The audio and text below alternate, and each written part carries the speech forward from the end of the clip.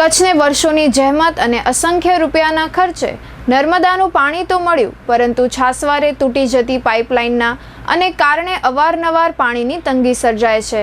હવે અંજાર તાલુકાના રતનાલ પાસે નર્મદાની પાણીની લાઇનમાં ભંગાણ પડતા ભુજ શહેરમાં પાણીની સમસ્યા સર્જાઈ છે।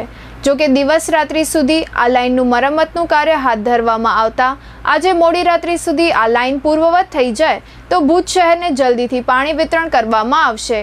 ખાસ કરીને શરૂઆતમાં 3 દિવસ સુધી પાણી નહીં મળે તેવો અંદાજ હતો, પણ હાલની પરિસ્થિતિમાં કામની ઝડપ જોતા આજે મોડી રાત્રિ સુધીમાં કુકમા સંપ સુધી પાણીનો જથ્થો પહોંચે તેવી સંભાવના છે, જેથી શહેરમાં આગામી 1-2 દિવસોમાં રાબેતા મુજબ પાણી વિતરણ કરવામાં આવશે।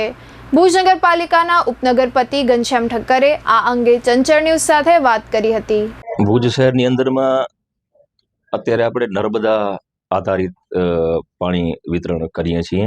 એમાં ગઈકાલે જ આપણે જોયું હશે કે રતનાલ મધ્યે જે પાણીની મુખ્ય લાઇનમાં ભંગાણ પડતા પહેલી દ્રષ્ટિથી એવું લાગતું હતું કે કામ લાંબુ ચાલશે, પણ એક સારા સમાચારે કહું કે આ લોકોએ કાલે બપોરથી કરી અને આખી રાત જાગી અને કામ પૂર્ણતાને આરે છે। અત્યારે કદાચ આજે રાત્રે જ ભુજમાં પાણી પહોંચી આવે અને આવતીકાલથી રાબેતા મુજબ પાણી સપ્લાય ચાલુ થશે। અત્યારે અમે યોગ્ય જગ્યાએ રજૂઆત પણ કરી છે। આવનાર સમયમાં જે ભુજને જો ડેમ મળે, ડેમ આધારિત જેવી રીતના ટપ્પર ડેમ છે એવી જ રીતના જો ભુજને પણ એક પાણી, એના માટે ધારાસભ્યશ્રીએ ખૂબ જ પ્રયત્ન કર્યા છે।